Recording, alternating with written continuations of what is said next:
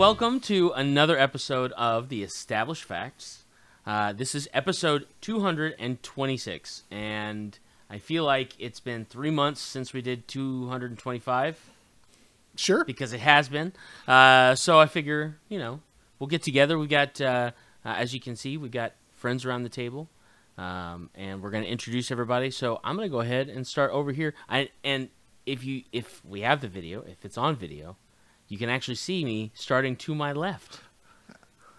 Hi, this is Josh. Oh, yeah, I'm on this one now. See, this is the first time for me. This is Camera one, camera two. Camera one, camera two. The stupid wink joke. Yeah. We don't have as many people around the table, so you can go to the next one now. That's right. And to his left. How's it going, guys? I'm Jason Piercy. Glad to be back on the podcast. Thanks for having me. And I, of course, am your host, Big Don. And as you can see, we have our buddy Jason here. Now, if you are not familiar, Jason has been on our podcast a number of times. Yeah, quite a few times. And I love going to the conventions with you guys and wrangling new experiences and things to check out and talking with you then, too, and helping you out. It's always a fun time. And I think that the first time we met you was at a convention. Mm-hmm. And you were repping for a game. Yep. So it's just it's kismet, if you will. It's great because that's kind of what we're doing. Instead of you just being on the mics with us and us talking about something game worthy and attention worthy, we actually get to talk to you about a project that you have been helping out with. For quite some time now. Yeah, about a year and a half. Little. Maybe a little less, but right around a year and a half we've been working on the project. Okay, so to kind of get us started, Jason, why don't you tell us a little bit about the company that you've been working with and the guys associated with that. I know we were supposed to have a couple extra folks with us, but they couldn't. Things happen. Exactly, life not happens. a big deal. So we worked for Accidental Cyclops is the name of the company that we're producing the product under, and it's the Real Thing RPG. Two of my best friends, Jason Ward is one of them. I've known him since middle school. So we've been playing D&D and role-playing games together, card games, and not just gaming, right? Like everything, in his wedding or at his wedding. And I'll probably say everything wrong now because we have such a long history. I don't remember it all perfectly, but we've been friends for over 30 years at this point in time. Wow. And then another friend of mine, thanks. He's a great dude. He really wishes he could have been here, so he extends his sincerest regards to you guys and for having us on here. James Musingo is my other friend, who he's the artist. He's the art director as well, and his art is fantastic. And he and I met at a LARP when I was in Chicago in like 2007, something like that. I don't know, somewhere around there. Best guesstimate. Yeah, best guesstimate. We've known each other for a very long time. We started hanging out afterwards because we realized we had similar interests, and then it just turned into a really good friendship. And I knew that he'd been in the gaming industry for a while. Since being in the industry, he's worked on things like 7th Sea, and he was the art director for Shadowrun at one point in time. So he's an extremely excellent artist, and these were things that, like I said, I know he had worked on this type of stuff, but I was never trying to be up in his business, like, hey, what are you doing? Hey, what's going on? Hey, what's this new thing? Because I'm just, I like to know what you do, but I'm not like trying to be nosy about if you're, right. If you got things. Sometimes when you get on, you can't talk about some of your stuff, right? You get an NDA or whatever. You can't always say, we're doing this. Look how cool it is. You got to wait till the product's out, right? So there's a lot of stuff he's worked on that he just couldn't really put out publicly until after it's done. And I never knew until afterwards. And I'm like, oh my gosh, I didn't realize how awesome you were. I knew how awesome he was because I've seen his art. Sure. I didn't know that he'd been how much he contributed to and his success, and it's great to know that and see that. So it's amazing to have him on board. He's given us a whole lot of information, and it brought a lot of experience in the gaming industry to us, and he's really helped develop this project into something awesome. Cool. Yeah, that's awesome. So when it comes to the company itself and the project that you guys are working on with the Real Thing RPG, tell us a little bit more. Give us a little bit more depth of like the Accidental Cyclops, which is a fantastic name. I'm on board with the name already, and I know it's not the real thing, Yeah, it's his real thing apparently. Right. it is. Yeah. So Jason Ward came up with the idea. I think it may have been he and a couple of other people, because they've done a couple other projects before. They've been to Gen Con and shopped some projects around, but this is the first one that's really taken off and gotten a lot of ground. And when we were starting this whole thing, we were trying to figure out who to do it through. It's like, well, do we go to somebody else and do it through? Do it through them? Do we make up a new thing? And he just put out there, he's like, well, I've got a little gaming company already, and we can just do it through that. And we're like, great, excellent. What's it called? Accidental Cyclops. So where did you come up with that? It was like, we just thought it sounded neat. We were looking at names and thought it was hilarious and fun. I think I'm going to say it wrong, so I'm not going to say exactly where they came up with the name, but it's definitely Ward's. It's definitely from his camp, and we thought it was wonderful. They got a neat little logo, like a little blue dude with one eye. That's part of it, and it's been great to work with that group. See, I was thinking like some sort of like lawn dart accident. Well, inspired the name. So part of it is because when we were kids, man, 20s, whatever, you know. I mean, some it's kids. Right. When we were in our 20s, Ward found that he had toxoplasmosis. Okay. So he's blind is the wrong word, but like he doesn't have a very good depth of perception in one eye, okay. And it's kind of, he's done everything he can to like make it not get worse, but toxoplasmosis can be pretty bad. Gotcha. And so when we were younger, I had a band. He found out that this was going on with him because he started to lose some of his peripheral vision, and other things were going like blind spots occasionally.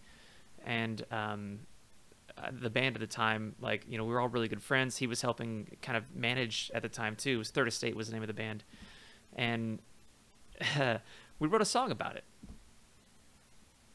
because we, you know, loved and cared for our friend. I mean, it was a rockin', you know, song, but if you knew about us, you could kind of get the idea of the lyrics. I like writing open-ended lyrics, things that aren't just like, this is exactly what I'm talking about, but right. More of, I'm talking about a thing, you can figure it out, or you can assign your own meaning to it, because I think that's important with something artistic you put out there. It's not just about what I want to say. It's like, I want to say this thing, but what does it mean to you? But that was it. That's kind of where it's accidental Cyclops, because I love that. He's sort of an accidental Cyclops. That's fun. Okay. Now, how do you think that any of those like childhood experiences, or maybe, you know, your guys' background and pedigree in gaming, like how has that kind of shaped the creative process of what you guys are now working on with the Real Thing RPG?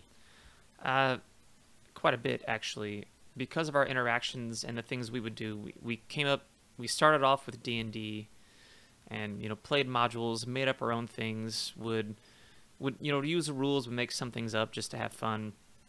Then in the 90s, or like I think 89, Vampire came out, and we were like, what is this? Got into that and other White Wolf games, and that really is shaping what the Real Thing is. It takes place in the early 90s, right when, you know, kind of Epic was huge, and this album was getting big, and Faith No More was touring the world. It's a gritty, dark environment that kind of tackles those dark themes of addiction, identity, violence, abuse, and how do you deal with them, and how does your character deal with this situation. And all those themes were around in those games in the 90s. Even Shadowrun covered some of those types of things, right?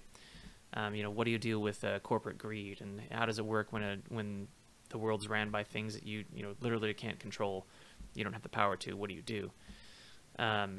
That's kind of where we got the impetus, even into the creation of the archetypes. So the game, the players choose different archetypes, like artist, architect, soldier, protector, criminal, stranger, things like this. And then you assign what you want to that. And each archetype has special moves. And all the special moves in the game are Faith No More songs. Okay. And that's a good way for us to tie it in. As well, the archetypes, which are loosely based on the ideas of nature and demeanor from the White Wolf stuff. We took that, turned it on its head. A lot of the archetypes are also come out of the music. They're from what's going on in the songs in Faith No More's albums. So, if you're a Faith No More fan, you're going to recognize some of the themes that we're talking about. Yeah, that's kind of what shaped our interpretation in making this game. So it's a campaign setting as well as a rule set? Yeah, I wouldn't say campaign setting. It's a much more of a zine. It's sort of you play through the scenario, that's it. But it's a very open-ended scenario. It's a sandbox zine. So we give you kind of parameters and some NPCs and their motivations, and then everything else is based upon literally what the characters choose to do within the scenarios. And the GM is really reacting and enacting on the player's agency. And that's very important in this scenario, is that the players have the power to move throughout the scenario in certain ways. And I'm being vague for a specific reason, because part of it, there are some surprises, and we don't want to give everything away to an audience. Like, especially if you're a player, it actually is best if you don't know the outcome, you don't know what's coming, so that you can play through it. It can be a surprise. But it really shines in, like, I'd say 2 to 4 sessions. You're going to play through the whole thing. And if you do it again, it will not play out the same way. Okay. So, as far as the Real Thing RPG, is that more so the rule set that the Faith No More, like, campaign is kind of set in? Is that so? What? Tell me a little bit about that. Like, how is that different from Dungeons and Dragons, or you know what I'm saying? Like, yeah, not a problem. So we the rule set with the mechanics we're using is powered by the Apocalypse. Okay. And we've licensed is the wrong word, but we have spoken with the folks who created that system and who own those games, and we're officially stamped a powered by the Apocalypse game. Oh, that's cool. Okay. So in that 2d6, that's all you need. Okay. And all the different moves, all the basic moves are exactly what you imagine from Powered by the Apocalypse. Slight tweaks, and it's laid out in the booklet what those tweaks may be. And then all the special moves are also ran off of Powered by the Apocalypse. So anything under a 7, you fail. You get an experience, which we call Discovery. And I'll come back to those later. 7 to 9 is a success with a complication, and 10 or above is just a success. Okay. And the way to actually grow the character is to have complicated successes or failures. And that actually grows the story as well in the discovery mechanic that we've created. And through that, the character learns more about who they are. And that's the GM, when a character gets a discovery, the GM is supposed to ask leading questions. Tell me about a time when X happened, or tell me about a scenario that this character and this NPC were involved in with you that you remember now.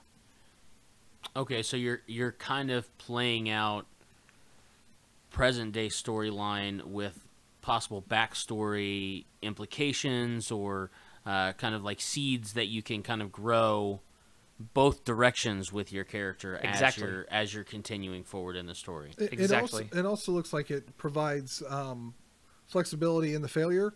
I know that we've had the interviews with Tracy Hickman, and he's like, some of the best things happen when you fail. Yeah. So in this, it sounds like you're building up the character's history through that failure. 100%. Because the more that it's not about wanting to fail, right? But the more they fail, the more they learn about themselves, their identity, who they are. And that's really what the discovery is and what it means in this scenario. You're discovering who your character is as you're playing it. And there is a reason for that again, I will give away this much. You don't know who you are when you first come to. You know a couple things about yourself, and you know that you are in a room and it's described. And outside of that, the rest of the game is discovering who you are in this scenario and how you're connected to everything and everyone else. So less of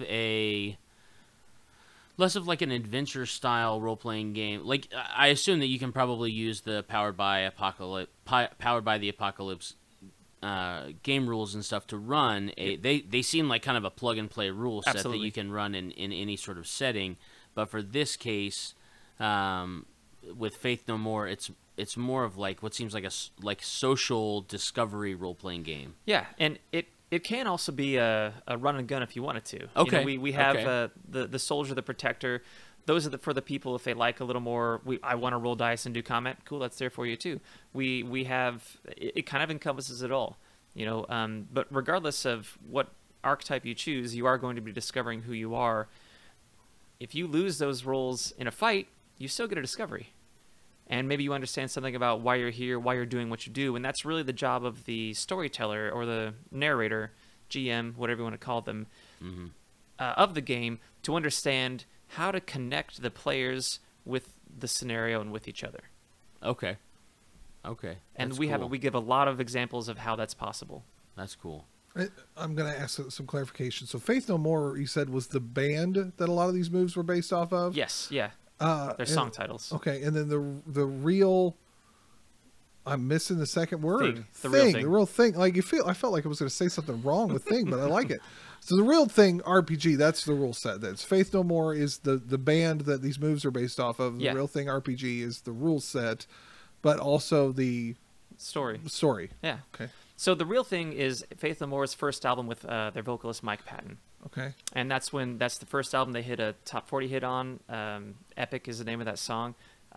You may not know it by name, but I know that you've heard it because I know how old we all are. Okay. So so they actually have been awesome to work with, and we're also again licensed. So you've worked directly with them. Well, I mean, we've worked directly with Tim Moss, their manager. Okay. But the guys know about the project and the band, and they've given the thumbs up for the project, so we're an official Faith No More role-playing game. Yeah. The first, to our knowledge, based upon their album, and this whole scenario is based upon their first album. Wow. That's why identity is important. The idea of addiction, desire, those are important themes within the scenario. And the song titles, we've taken song titles from all of their discography, and every move is a song title. Every chapter is a song title specifically from the real thing. When you wake up, I'll give this away too. When you first wake up, the first chapter is Surprise You're Dead. Okay. Which is a song off of that album. And an awesome song. But, there you go. That's Okay. how you start. See, now I'm hooked. Right. You got me. You got me hooked now. Okay. So this reminds me very much, and I know that obviously we want to talk a lot more about everything that you guys are working on. It reminds me, a couple of weeks ago I played a game, and I have no idea what the title of the game was, but it was, we hardly even rolled dice. It was like 1d20, and that was only on like certain, like if your character was doing something that you have to use effort for. Okay. Versus just like recalling a memory or something like that. But it was, the progression of the story was basically my character and the other three characters at the table had all been affected by the same event, which was a massive car accident. Oh. Caused by me. They were...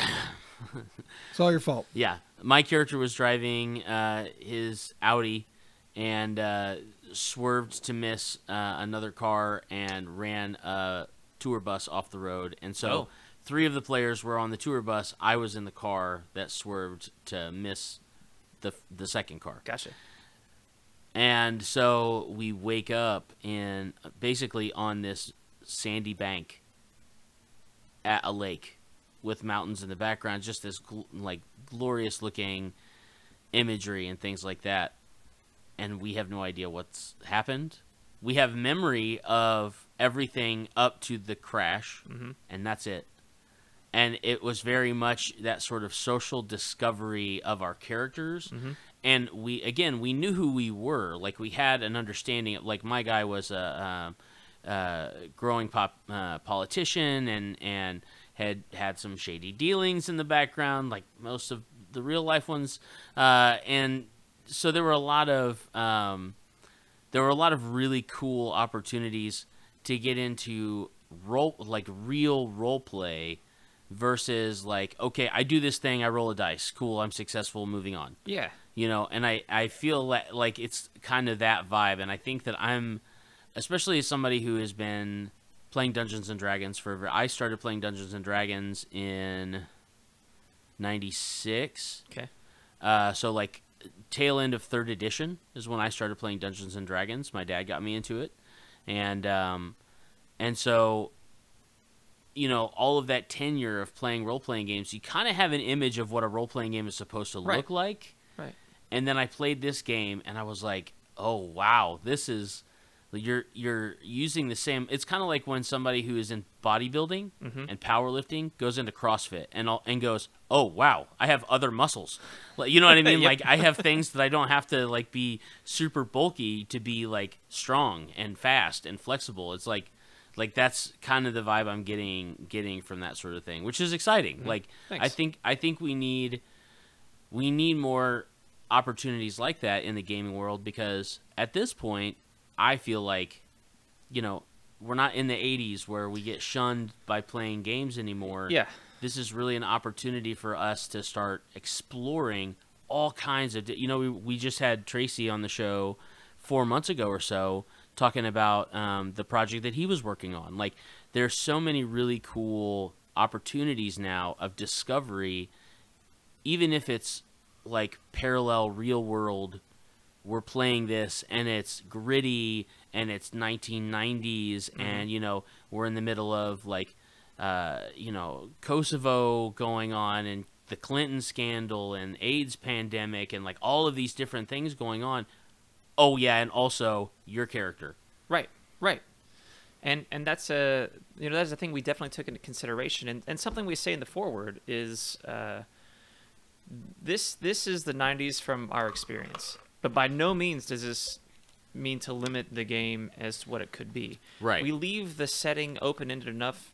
You're in a warehouse. Where that warehouse is, everything going on at the time around it, that's up to your GM and your table to decide. And what you want to assign to these roles, you can assign.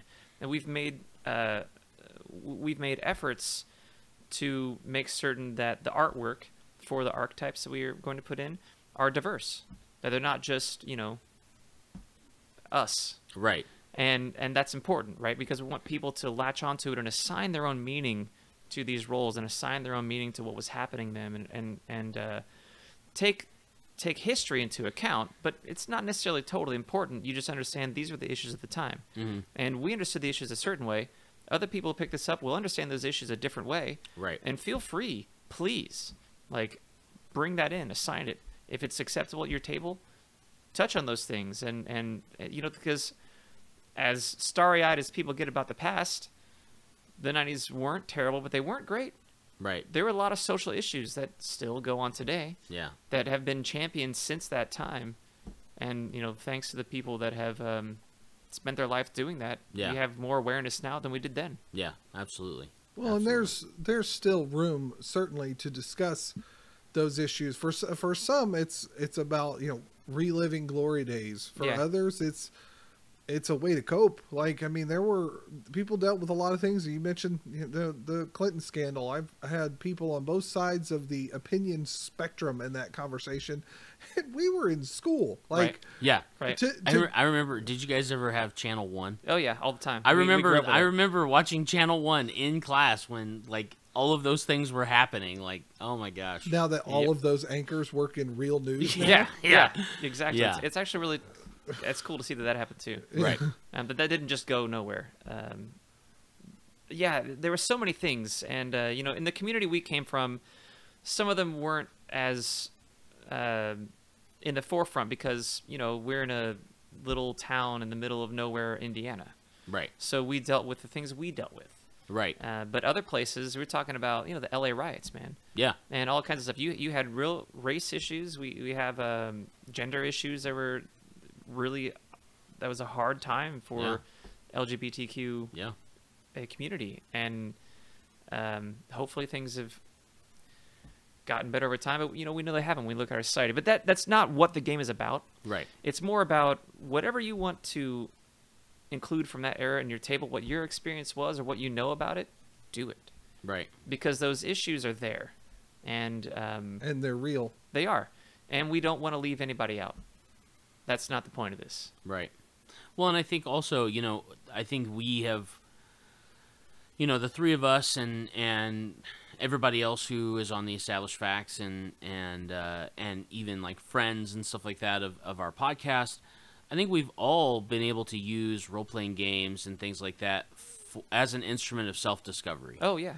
And I think that what's encouraging is that, again, we're taking an opportunity to be able to really examine our own selves through the eyes of a different character. What if I have a different tone of skin? What if I have an impairment of some kind? What if my actual life and growing up and background was completely different, and I had to make different choices, or I had to choose to go left when instead I went right, and that sort of thing. I think that that's what's really important in the expansion of this world of gaming that we're in.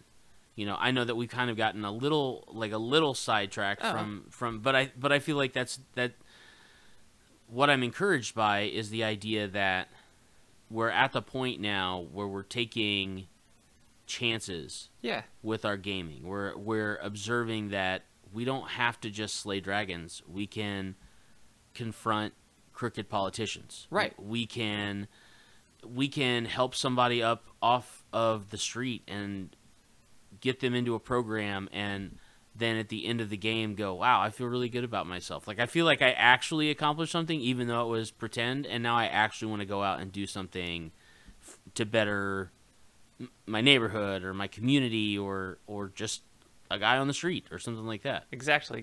Yeah. And it's the walk a mile in somebody else's shoes. You're simulating that walk, right? It's not the real walk in their shoes, but hopefully at least to do so, it'll give you some empathy about people who go through these things. And that's the most important thing you can do ever, I think, in life. And that's part of the reason why I game and run the games and write the games and things that I do, is to, give you an idea of, well, your life is your life, but what if your life were like this? What would you do? These hard, weird things happen, or these fantastic, awesome things happen. It doesn't matter, like whatever it may be. Do you have empathy for the people after this? Can you have a little more of an understanding of what other people go through from it? Then you've done a really good job. That's kind of what you're supposed to get out of it. And at the same time, there's nothing wrong with just getting around a table, rolling your math rocks together. Oh yeah. And like just blasting down a dragon, and who cares, right? Yeah. That's fun too. That's what I really love about the gaming community, and I've met some of the best friends I have my entire life. It's made connections for me, and I don't mean business and money connections. I mean real people connections that I feel for and know and have been married to. I was there. Right. So I think there's something we can do with this hobby that is very special. Yeah. And I really think it has the power to bring people together and allow people to understand each other in ways that, sometimes even a conversation doesn't. Right. Well, and it's multiple forms of therapy too, right? Yeah. Like everything you just described may be some way for a person to cope with their day-to-day life, whether it be they need to escape or they need to like actually face this head on. It's a coping mechanism for sure. I have no problem admitting that role-playing game very much for me is an escapist situation, because we can't control a lot of the stuff that's going around us. And yes, I know there's an element of chance in role-playing, as there should be. There's in life too. There is in life too. That's right. So I get that. And I get why this niche might be needed to be filled. I mean, dealing with the real world, especially in the 90s, especially for our age group, who didn't really for a lot of us, including myself, there's only so much we can remember about all of that, because we were finishing elementary or going into middle school and distracted with our own problems like puberty and girls and whatnot to forget about, to remember all of that other stuff. But now, how would we have handled it? Yeah. Would we have handled it the same way as the adults in that time frame did? I don't know. I like the concept for sure. Cool. And I really think the fun comes from, the most important thing is player agency. You, as the GM, specifically the narrator in this scenario, you have a host of tools at your fingertips, and let the players kind of run wild with it and see what they do. If they go in a really, we're going to bash our way out of here, we're going to do this stuff direction, follow it, do it, let them, right? That's the important thing. Yes, and them. Yeah, exactly. Yeah. Exactly. Hopefully, everyone who's playing this is sitting around a table with friends, and they're experiencing this together, and they're just in it to have fun with each other, and that's in the end what it's meant to be. Yeah. Let your friends have fun. Yeah. And have fun, too, with as a GM to, like, guide them and figure out how to connect their stories and connect things together within the narration and let it go from there. So when you guys are kind of planning out the campaign for this, and by campaign I mean this is something that you are getting published. Yeah. So tell us a little bit about those pursuits and what steps are you guys making in order to successfully publish and then distribute and things like that? Do you have websites set up? Do you have like a Kickstarter or crowdfunding or anything like that you guys have going on? Or yeah, we do. We have a website called realthingrpg.com. You can go there. It's through Accidental Cyclops. You can check out the product. It will also link you to the Kickstarter. That begins on March 15th. So we got about 2 weeks before it starts. Okay. And we already have almost 100 people waiting for it to get started. That's awesome. So we're hoping to get a little more huge. outreach. That's huge. Right there. That is huge. Yeah, we think it's going to do pretty well, but you never know, right? Sure. It's going to run for a month, and we'll see. We also, you can, if you really want to, you can email us at therealthingrpg@accidentalcyclops.com, and those are the main places to find us. Oh, we're also on Twitter at thingrpg, so feel free to shout out to us on Twitter. Anybody out there, we'd love to hear from you. And how it got started, or how let's see, those are the places we're promoting at. It really started, the whole thing started as a conversation between Jason Ward and myself, and he called me after doing the dishes one day. And he goes, hey, I've got this idea. I was listening to The Real Thing, and I thought, like, there's a story here. There's something we can write, and I need you to talk me out of this terrible idea. And I was like, and you're like, you called the wrong guy. Yeah, right. You know me. I was like, no, this is great. Let's do this. Let's do it. Didn't we have this conversation about the podcast about 11 years ago? Yeah. Okay. Yeah. And from there, it just kind of went, right? And we started writing, and the first scenario idea we came up with, we weren't as connected to it. We didn't know as much about it, so we kind of scrapped that and then moved on. And, between he and I, we wrote a majority of the scenario. It took us a while to figure out what mechanic we wanted to use, what sort of bones we wanted to put it to, and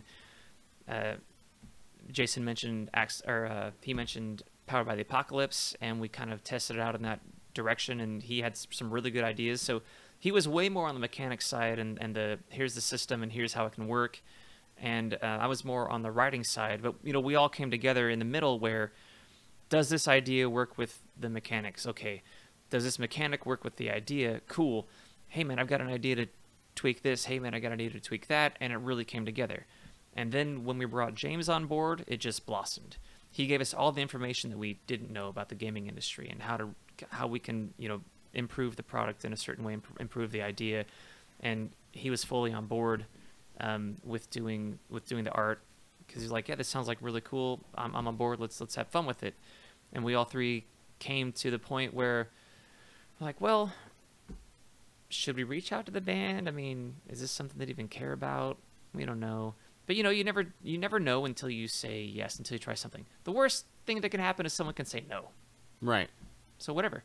So we reached out on a lark, and their manager, Tim Moss, just wanted to know more. He's like, well, what more do you guys have? So we gave him a little more information on, they're not gamers. So they didn't really even know what a role-playing game was, and that's fine. They live in a music world, right? Their business is actually really hard right now. So we're hoping that some of this can point people their way as well. That. Yeah. But anyway, after a few conversations, and Tim talked with the guys, and they were on board. So we kind of got the parameters to work with, and what licensing possibility there was, and it's been a little unbelievable, actually, because Jason and I have been huge fans of Faith No More since we were kids. You know, we'd play D&D to Angel Dust, right? Their second album with Mike Patton. And, you know, to be working with a property that is as well known as Faith No More and is as impactful as the group was to us when we were younger has just been fantastic. And it's been a trip. You know, we never would have imagined that this would be real, but it has become the real thing. That is cool. And it's encouraging that they're, like, enthusiastic about it. Yeah. Like, that they're excited about it. Even if it's something that they're not familiar with in their own world of, you know, making and producing music and entertaining people with music and stuff like that. Like, the fact that they can appreciate, like, oh, these dudes seem to be fans and they're building a game off of our creativity. They're taking our creativity to a different level and a different direction and stuff like that, which is, I think that would be really neat. Like, you know, if somebody came to me and said, Don, I heard one of the songs that you wrote and I really want to turn it into this creative venture, I'd be like, sweet, like, go for it. That'd be great. And yeah, and hopefully they'll get that return on investment as well. Like, yeah, please do that. And then, you know, I'll scratch your back, you scratch mine, kind of thing. Yeah, that's absolutely our hope. Really, is that you know, it'll raise awareness. Awareness is the wrong word. It'll bring people to the music, new people to the music that have not experienced it before, because they're an amazing band, and it's kind of our homage to them, really. And it's super cool that they appreciate it enough to let us do this. And so we've been very careful and very cognizant of their branding and of what they're representing, and have tried to do that the best we can. And, you know, with Tim Moss's guidance from them, I think we've achieved that. That's cool. So, I know that you guys have got, obviously you said you got the Kickstarter coming up in March. 16th, is that what you said? 15th, March 15th. March 15th. The Ides of March is when it starts. Oh, man. All right. That's awesome. So, is there any material that's going to be available for, like, backers and stuff like that to be able to, like, demo the game or check that sort of thing out? There will be. We have a one-sheet game, or one-sheet RPG, that I believe we're working on getting it up on the website or the Kickstarter to be able to download, so people can just look at that if they want to. But most of the backer levels, you know, you've got, if you just want a PDF, that's fine, that's there. But if you want the full-scale thing, everything, if we fund at high enough, we've got masks, T-shirts. Oh, cool. Custom dice. Oh, okay, well. We have a special edition cover that's like a limited gold foil. Okay. And everything is themed with what is represented in the real thing. Nice. Have you reached out to the band to see if they would want to throw in some, like, backer support or anything like that? Or? We have. Okay. I'm just curious. Have their at this point. They're busy. Sure, that's all I gotta say. Yeah, they're busy. It's not that they wouldn't want to. It's not that, you know, nothing there. Just they're pretty busy dudes, sure. And we don't want to give them more work. We've asked the question. It was sort of like, maybe not this time. It's like, cool, no problem. Yeah. Well, I mean, hopefully it'll be extremely successful, and they'll go, oh, okay, so there's something here. Yeah. That we can also contribute to and stuff like that, and that would be really cool. Release for each of the albums. You end up coming with one for each album. That's actually the idea. Yeah, is that's that cool. we'll if this goes gangbusters, we'll do something for each album after this. Because Jason and James and I have had a great time working together with each other on this. I've really kind of grown into even stronger friendship from it, and it's grown our relationship with the music as well. So hopefully, with a successful Kickstarter, we'll actually grow our relationship with Tim Moss and the Faith No More property and the band, and we can get further down the line there as well. Yeah. But I mean, where we are right now, we're extremely happy that you know, any of those guys have even the fact had that a conversation. Right. It's just really cool. It's really cool. That's awesome. Younger me is like inside, right? And Obi's like, yeah, that's cool. Yeah. You guys are pretty neat. Oh, God. Exactly. I just talked to him. Keep it together. Yeah, business meeting. But it's a business fun. meeting. So it's just goes to show you never know where life is going to take you. Yeah. And be ready for those opportunities when they happen. Yeah. Well, and I think it also says a lot to, you know, we know you really well, and I can imagine that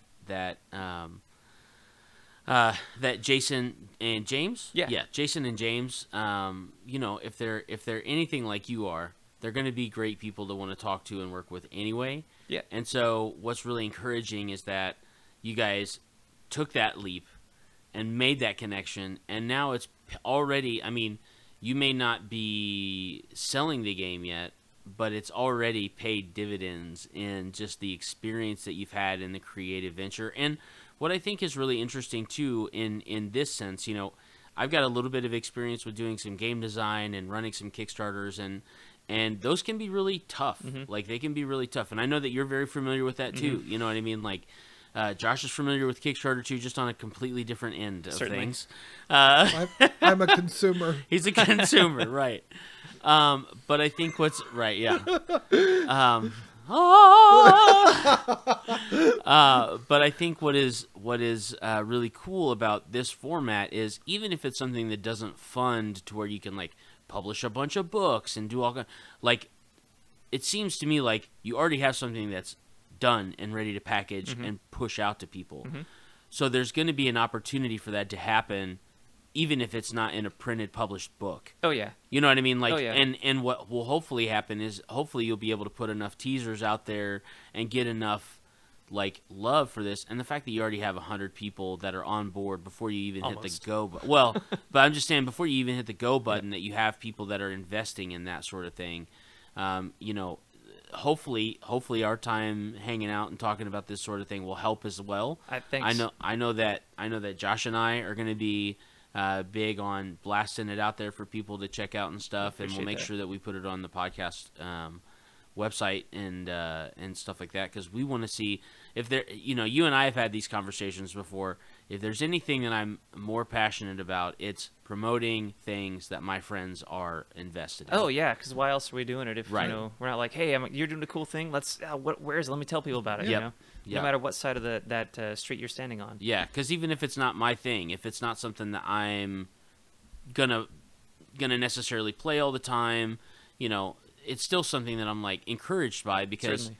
You're taking a chance. You're getting something out there. And I had a conversation with someone many years ago. Actually, the last time I had auditioned for The Voice, I was up in Chicago, and there was a young lady behind me who just kept saying, I'm so nervous, I'm so nervous. And I turned and looked at her and I said, here's what you have to remember. It's good to be nervous. First of all, being nervous shows that what you're getting ready to do is something that you care about. It means you have passion for it. If you weren't nervous, you wouldn't have an emotional connection to it. Whether you're successful or not, that's totally different. That's a different conversation. But the fact that you have passion for it is why you're nervous. Second of all, remember that 90+% of the people in this world are never going to take that step that you just took. Oh, yeah, that's 100% true. They're never going to be in a situation where they want to put themselves out there. Because, you know, in that sort of situation and in this sort of situation, what you're doing is you're taking your creativity and you're putting it in the hands of other people to tell you how they feel about your thing. And it's like, this is your baby, and it's risky and it's scary. But it's like, how many other people are ever going to have an opportunity to do this? A lot of people talk a big game, but they don't put themselves out there for that sort of thing. And it's really encouraging to see friends doing that sort of thing, to be able to just be like, you know what, like, hey, talk me out of this. Absolutely not. Grab a pen, grab some paper, come over to my house, and we're doing this. Like, this is our thing now. And that's just so cool. Like, I'm really excited for you guys. I'm really excited for this project and stuff. And I'm definitely going to take some time and probably pull up some Faith No More on YouTube and just, you know, rock out to it on my way home. Their videos are also awesome. Okay. And they've gotten a bunch of different companies to do them, a bunch of people to do them, but they're amazing. They're very big fans of literature and Hitchcock. At least cool. From what I can tell. Through their lyrics and through their videos, so you'll notice some things that are really cool. Maybe I'll go on and I'll find their videos and I'll comment and I'll put a link to the game in the comments. If you want to. That would, marketing genius. I didn't think of that before. No, but to your idea of like being nervous and getting excited about something and actually getting out there and do it. You know, if there's another thing I can say to anybody who might be listening who's got an idea and are questioning whether they should do it or not, do it. Go do it. Yeah. You never know. You have no idea if it's going to work or not. And you can only succeed if you can only succeed if you try. If you never try, you're always going to fail. Right. Yeah. There's no chance. So go try it. Get that feedback, and you only become better by your failures. Don't let not succeeding, and success is what you make of it, right? Yeah. It doesn't have to be, I made all this money. That's not necessarily success. It could be as simple as, my friends had a great time tonight. I did that thing successfully. But you never know unless you try. So go try. Live your best life. Don't be afraid. Just do it. I get it now. Let your failures become your discovery. Right? Exactly. That's what you're going for, right? 100%. Okay. 100%. That's it. Oh, and there's actually one more thing. If anybody would like to know more about the Faith No More, know more about the Real Thing RPG, and meet Jason Ward and myself, we are doing a pre-release party on March 13th at Level Up Gaming Lounge in Indianapolis, Indiana. It is a place in Irvington. It's a fantastic gaming store. We've got the place from 6 p.m. to 8 p.m. that night, so please come out. We're going to have sweet free swag to give away. First 20 people that sign up for the mailing list for the Kickstarter, we've got a free beer or non-alcoholic drink of your choice, if that's what you prefer. When are we? March 13th. Got it. 6 p.m. to 8 p.m. Level Up. Be there. That place. Clear. That place is awesome. Yeah, it's a great place. If you are in the Indy area, Level Up Games. It's in Irvington. It's on Johnson Avenue. Johnson. Right off of Washington Street. It's right in a there little across wedge. from the Irving Theater. Yeah, it's there's like a place called the Lodge, I think is what it's, or there's like an event center or something like that. Yeah. It's the Lodge. Is that what it's called? Yeah. Yeah. But yeah, it's down on the ground floor. Mm-hmm. Level Up Games, and they've got a basement that you can go down and play games, and they've got from the local game store supplies. So if you want anything that you want to buy, and then they've also got their computer lounge bar up and running now. Okay, awesome. So you can play it's video games or it's a anything multiple. Like that. It's a wonderful spot. Yeah, and we chose it for a reason. We've made a good relationship with those guys over the past year, and it's going to be the Real Thing RPG takeover of that place that night. That's awesome. You even filmed a spot for them. Yeah. There, right? Yep. Yeah. Yep. That's very cool. Yeah, and that's a great place for it. That's really exciting. It'll be really fun. exciting. March 13th, and then you go live on the 15th. Yep. So you got a day to mull it over, or just share it with your friends like crazy, and be like, get on this Kickstarter. Yeah. It's awesome. So there's the PDF is there's I don't know what your pricing strategy is going to be yet, but even just getting the PDF to support a friend it's an easy yes. Like jump on it. Yeah, I think it's either $15 or $20. I'm not the marketing person in that way, or I'm not the financial person, but I think that's what it is. And if you go to Kickstarter, if the link is on the podcast at all, or you can find us through Accidental Cyclops, you can sign up for it there too. You can click on the watch list. Notify me on launch. Yeah, I do it a lot if you can't tell. I'm the weirdo in our group who is like, yeah, Kickstarter sounds cool. I want to write. I want to make this thing. Like I'm very much on the. I don't pay attention to the rest of the world unless it makes me. I'm doing these things, and that's not to each their own and how they do things, right? I missed out on some stuff. At the same time, I work on a lot of really cool and fun stuff that it affords me to live the life that I want to live. Yeah. So that's. Yeah. Everyone, live your best life. That's right. That's right. And marry your best friend. Yeah. That is the truth. The only way to do it. Why not? Why not? Boom. Marry your best friend. Unless that's not you. And then marry your worst enemy. Yeah. That's bound to work out better. I mean, that might prevent a war. Maybe. Well. That's how they used to do it way back when. That's valid. That's surprisingly valid. Yeah. Yeah. Well, awesome. I can't tell you how excited I am about this. You and I have talked about this project for a while. For probably 6 or 8 months or more. Yep.